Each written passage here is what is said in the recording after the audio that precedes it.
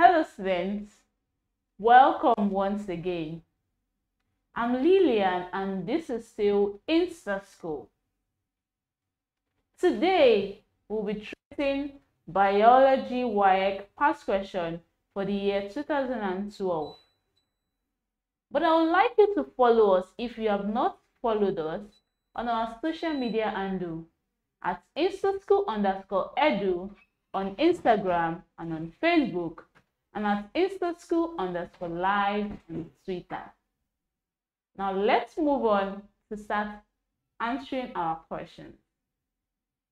Our question 1 says, the science of life is referred to as dash.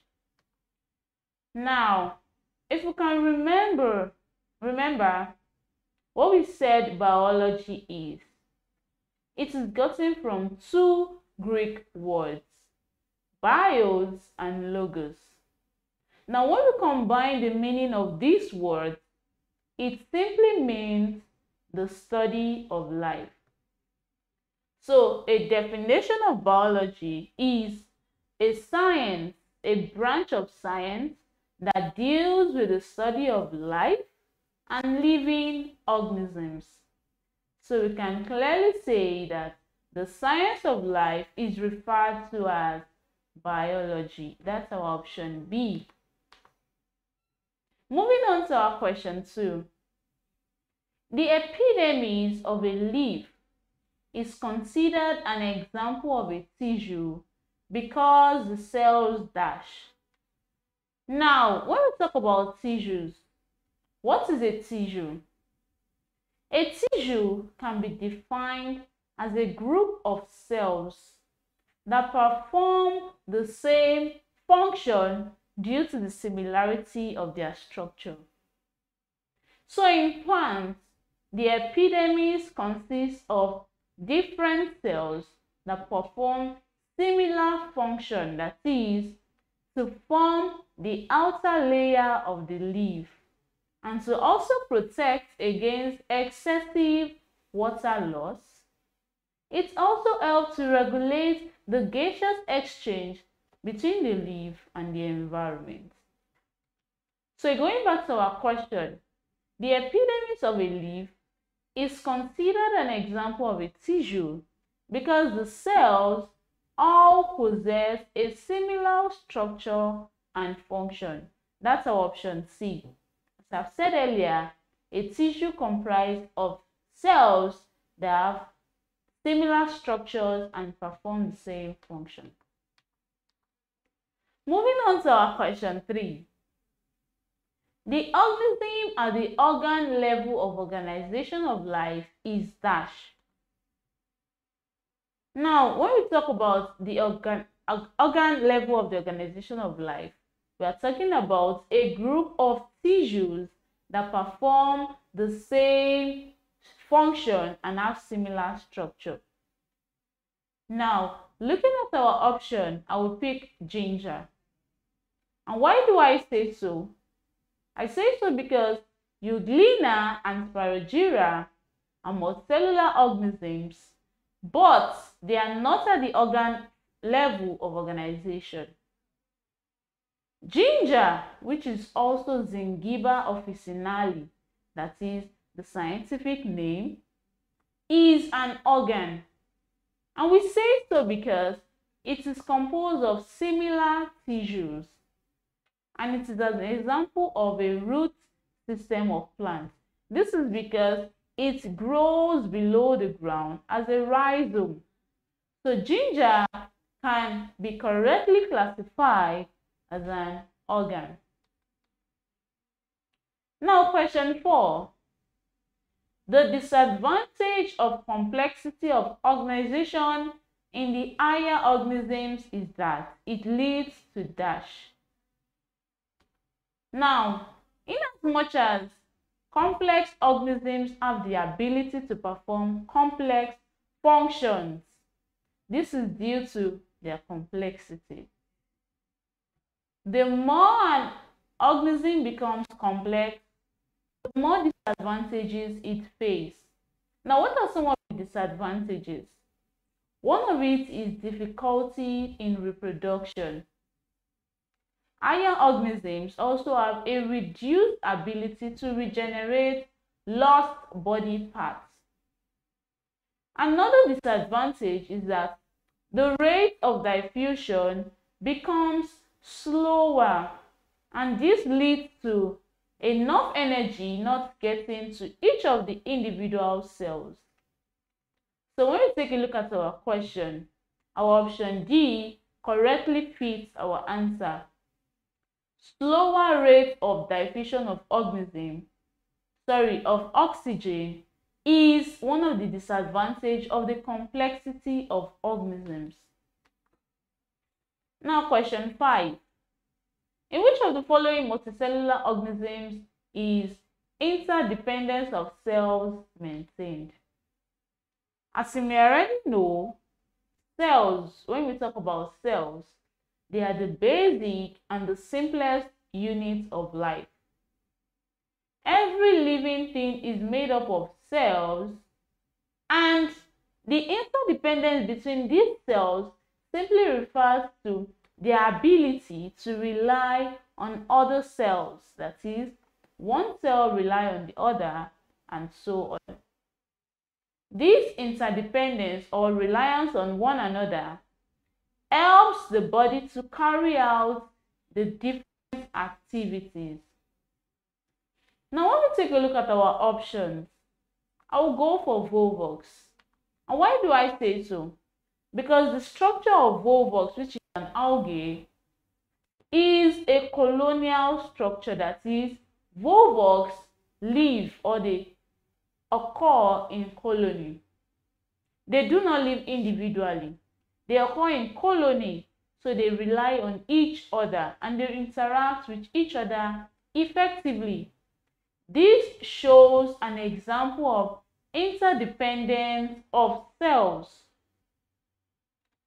So our answer therefore is B, Volvox. Volvox exists as a colony, so there is interdependence of the cells. Moving on to our question 6.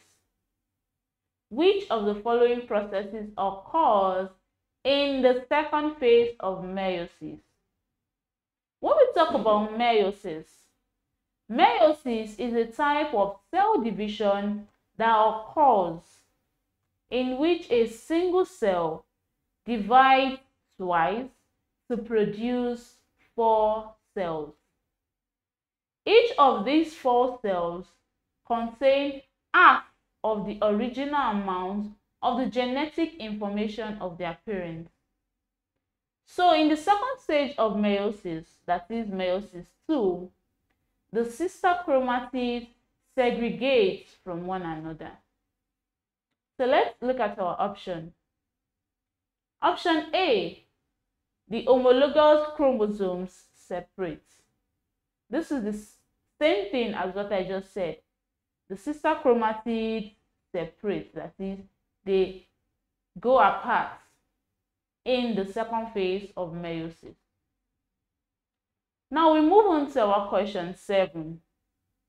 The muscle cell fluid of an athlete was tested immediately after a 10-meter race, 100-meter race, and was found to contain a high concentration of lactic acid. Explain what could have caused this. When we talk about lactic acid or lactate or lactic acid is a byproduct of anaerobic respiration in animals. And this is as a result of the cells providing energy in form of ATP, but in the absence of oxygen. In plants, the byproduct of anaerobic respiration is carbon dioxide and ethanol. So anaerobic respiration usually occurs in the cytoplasm of the cell.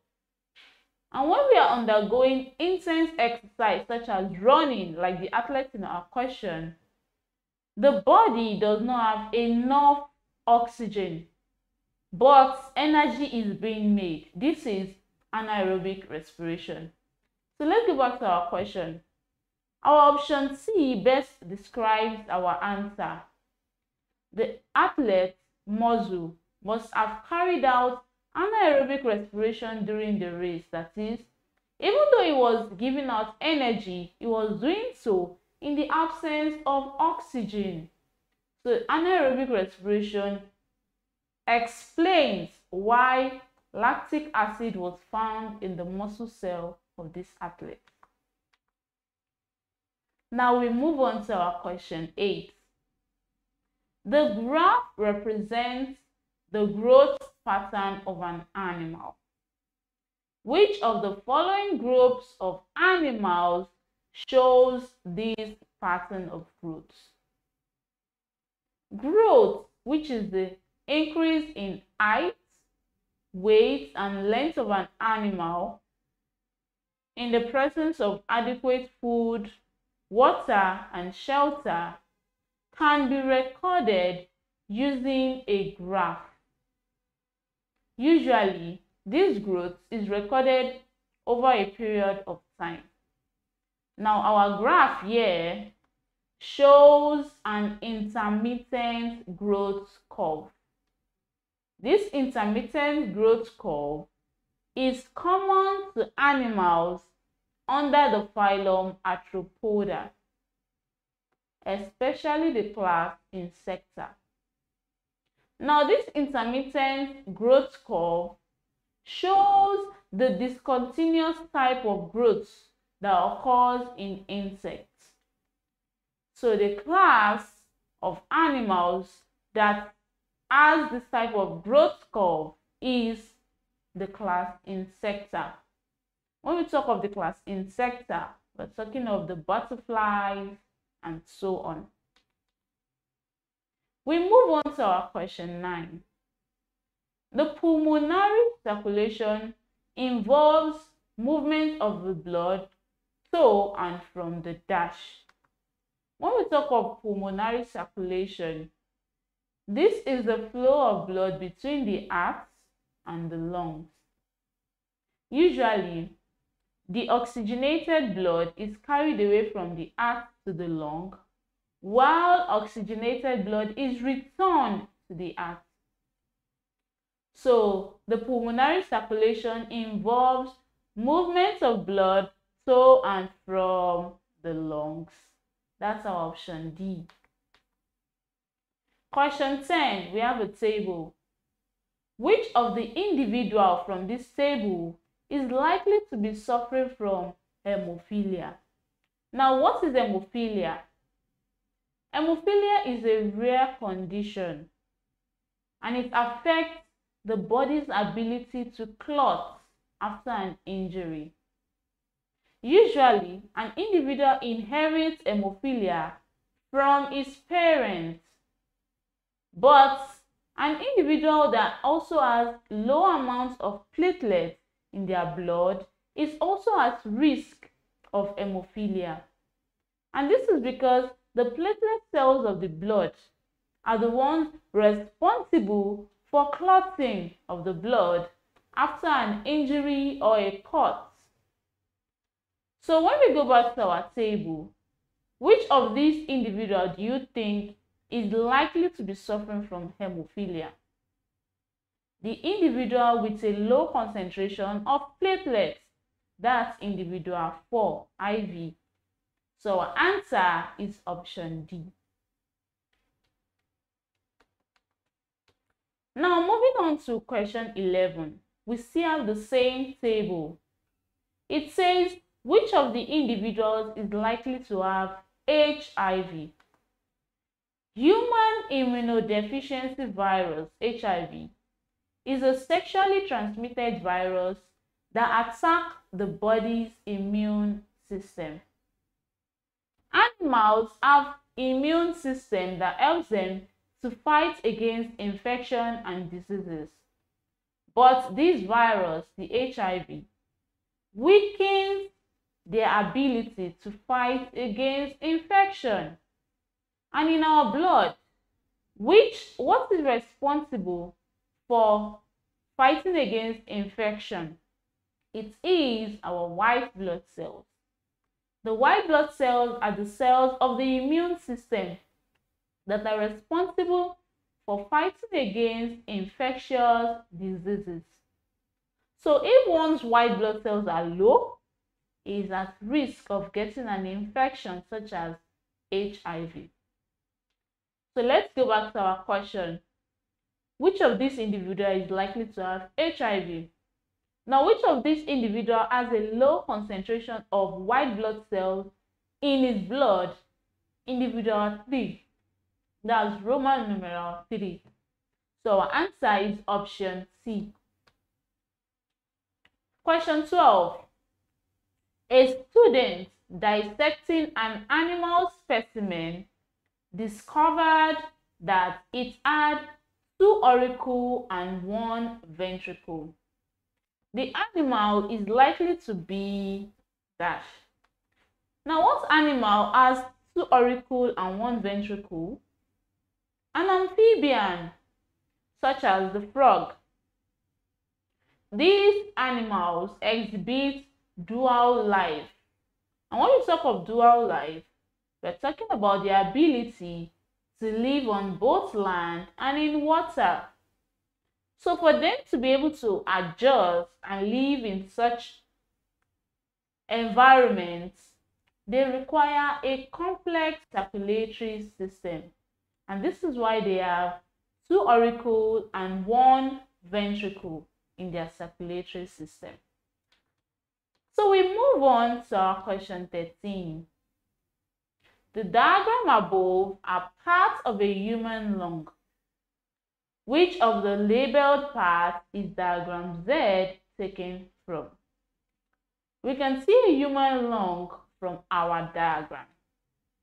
This lung is part of the respiratory system in humans. And this is because it is used for gaseous exchange. Now the part labeled are as follows. The part labeled I is the diaphragm. The part labeled 2, II, is the trachea or the windpipe.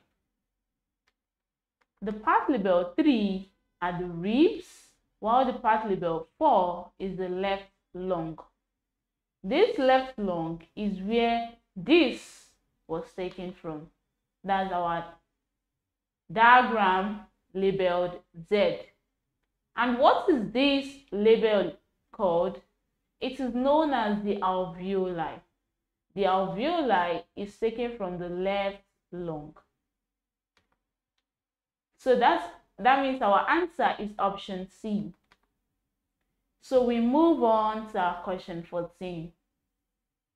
The diagram above is an illustration of the human excretory system.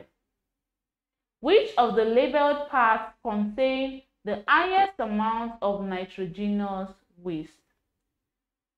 Now, from our diagram, we see a pair of kidney. But what do we mean? What do we understand by nitrogenous waste? Nitrogenous waste in man is basically urea. And this urea is produced in the liver as a result of the breakdown of amino acid.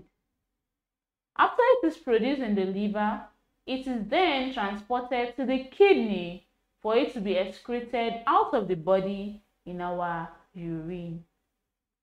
So this diagram above that shows a pair of kidney shows the part that receives the urea. And the part that receives the urea from the liver is the right kidney.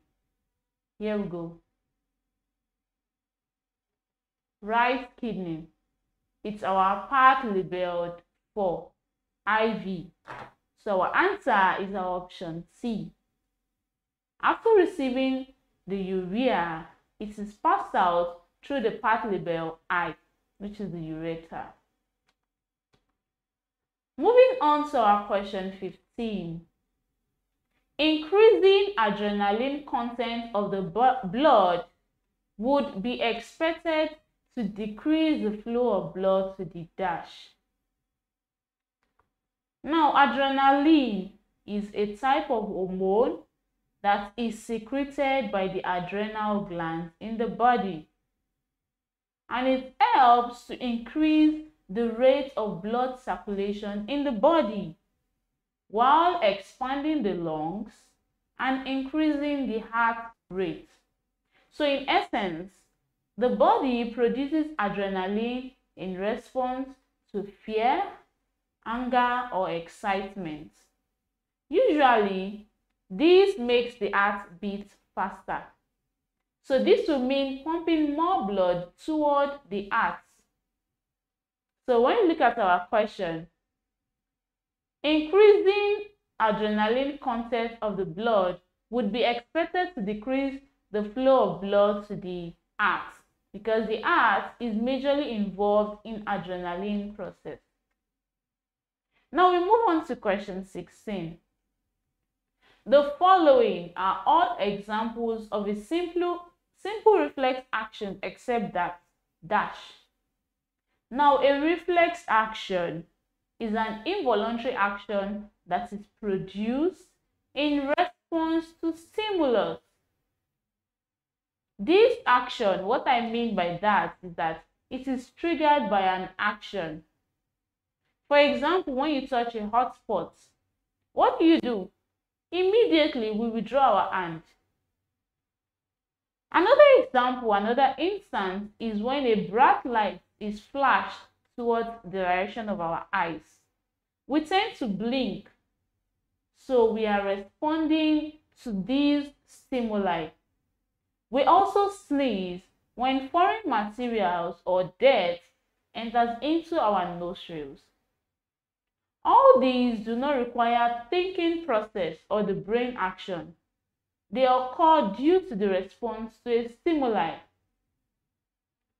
Now when we look at our option, we already said blinking is an involuntary action, so it is a reflex action. Likewise, sneezing. What about swallowing? We do swallowing unconsciously, that is, when we take in food, for digestion to take place, swallowing has to occur.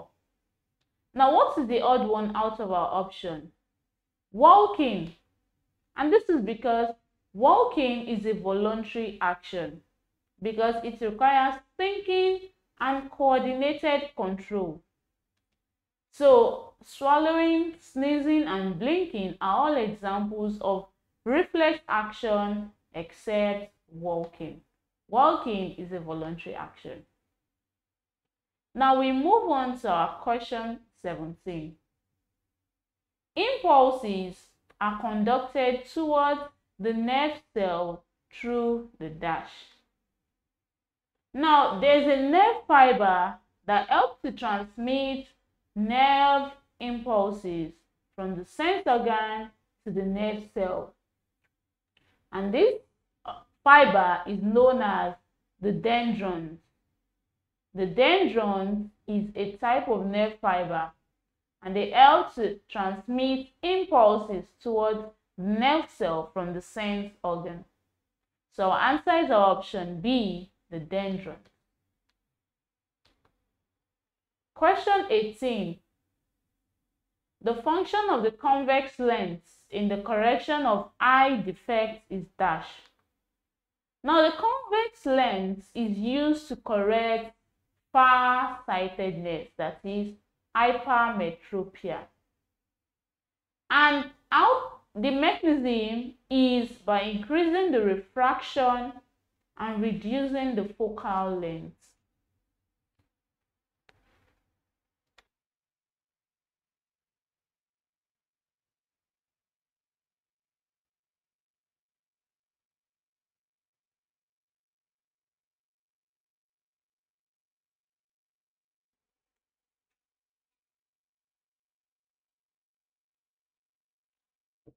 This convex lens helps to converge a beam of light that is coming and focuses it on the retina.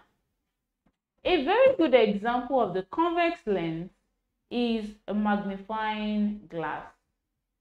A magnifying glass is used to bolden an image because it helps to converge the light at one point on the retina. So the function of the convex lens in the correction of eye defects such as long-sightedness is to converge the light rays that is coming from far objects and focus on the retina, which is our option D. Now we move on to our question 19. Which of the following parts of the eye contains light-sensitive cells? The light-sensitive cells of the eye are the rod and the cones. And these two light-sensitive cells are present in the retina. The retina is a thin layer of tissues that is found at the back of the eyeball. This retina helps to convert light into neural signs that are sent to the brain for visual recognition. But the point we're driving at is the light-sensitive cells, that is the rod and the cone, are present in the retina. That's our option C. Now question 20.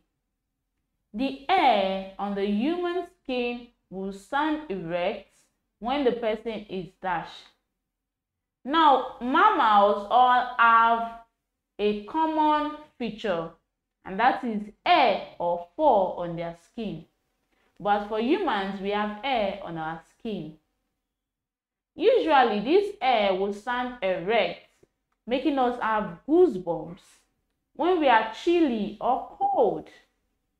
So if you stay in an air-conditioned room for too long, or you are present in a cold environment, you definitely will have goosebumps. That is, the hair on our skin standing straight up and erect. So our answer can be our option A. If you are present in an air-conditioned room, you are most likely to have goosebumps or erection of the hair on your skin. Now, when fertilization occurs that leads to the formation of a zygote, which of the following processes takes place? We know that zygote is as a result of fertilization between the egg cell and the sperm cell. So for it to be formed, the sperm from the male has to travel down toward the egg cell of the female. This is after an intercourse must have occurred between the man and the woman. This is possible, that is, the sperm is able to travel down because it is motile or movable due to the possession of a tail. Now, the sperm is able to penetrate into the cell membrane of the egg so that fertilization can take place in the fallopian tube of the woman. Usually, the sperm fuses its nucleus with the nucleus of the egg cell. So when we look at our question, the tail of the sperm is used for mobility, that is, to move. But the tail of the sperm does not fuse with the egg cell. Neither does the tail and head fuse with the egg cell. Only the head of the sperm fuses with the egg cell because of the nucleus.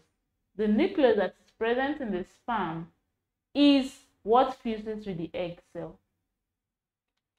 So we move on to our question 22. Which of the following structures in a flower develops into a seed? Could it be the testa? What is the testa? The testa is the protective outer cover of a seed. This testa can also be known as the seed coat. It protects the seed. Now, could it be the integument?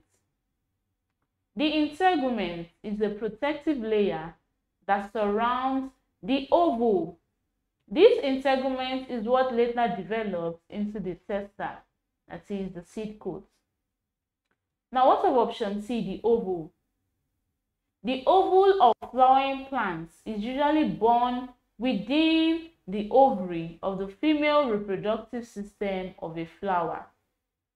This ovule develops or matures to form the seed of the plant. So there we have our answer, option C, which is the ovule. The ovule is what develops into a seed. Moving on to our question 23. I hope you've been enjoying the session. An illustration of a human male reproductive system is shown above. That is, we can see it in our diagram. Which of the labeled parts can be cut to ensure permanent sterility? Now, from our diagram, we see a male reproductive system, organ. This system is important for the production, the storage, and the transportation of the male reproductive cell, that is, the sperm. These reproductive cells can be discharged from the male body and is capable of fusing with the female reproductive cells to reproduce or to bring to life a new species. And this is very important for continuity of life. Now, when we talk about the permanent sterility can be brought about by vasectomy. Vasectomy is a surgical process that can render a male sterile. That is, the male does not have the ability to produce sperm that is capable of fertilization. Usually, vasectomy is done by cutting off the vas deferens. Now, what is the vas deferens? The vas deferens is the tube that conveys the sperm from the epididymis into the urethra. So when this vas deferens is cut, sperm does not move and it is not able to be discharged for fertilization process. Now, from our diagram, the vas deferens is shown in our part label 2, because, as I said earlier, it is a tube that helps to transmit the sperm. So our answer is our option B, which is vas deferens. Now we have our question 24. The brightly colored petals in some plants is an adaptive coloration for dash. In some flowers, the petals are brightly colored. And why is this so? This is so in order to attract pollinators such as birds, insects. These pollinators help to transfer pollen grain to other flowers of the same species. So when we talk about the brightly colored petals, it is an adaptive feature for pollination because it attracts pollinators. So that's our option B. Now question 25. Squirrels easily kill some trees because dash. Now squirrel, especially the tree squirrel, can cause damage to a tree. And it does this by feeding on the fruits, the nuts, and the roots on the back of a tree. Usually they attack matured trees like the oak trees or the maple tree. And what they do is they gnaw, that is, they bite on a rotten bark or a dead branch of a tree. They are able to do this due to their strong teeth. So our best option is our option D. They gnaw the bark and destroy. That is, they bite and they chew and they feed on the bark and they destroy it. This is one major way that they cause damage to trees. Now we move on to our next question, question 26. The major role played by accessory pigments during photosynthesis is to dash. Now when we talk of accessory pigments in plants, We're talking of the chlorophyll A, chlorophyll B, the carotenoid, the xanthophyll, and so on. The function of these accessory pigments is to help plants absorb light, that is, sunlight, during photosynthesis. These pigments are also responsible for the plant's color. For example, chlorophyll is responsible for the green color of plants. So our option A explains that the accessory pigments add color to plants, but it does not help to trap light energy. Question 27. The main raw materials required for photosynthesis are dash. Now, what is photosynthesis? It is a process by which green plants utilize sunlight, water, and carbon dioxide to produce their own food in form of sugar and oxygen. So what are the raw materials they need? Basically, they need carbon dioxide, which they get from the environment, and they also need water.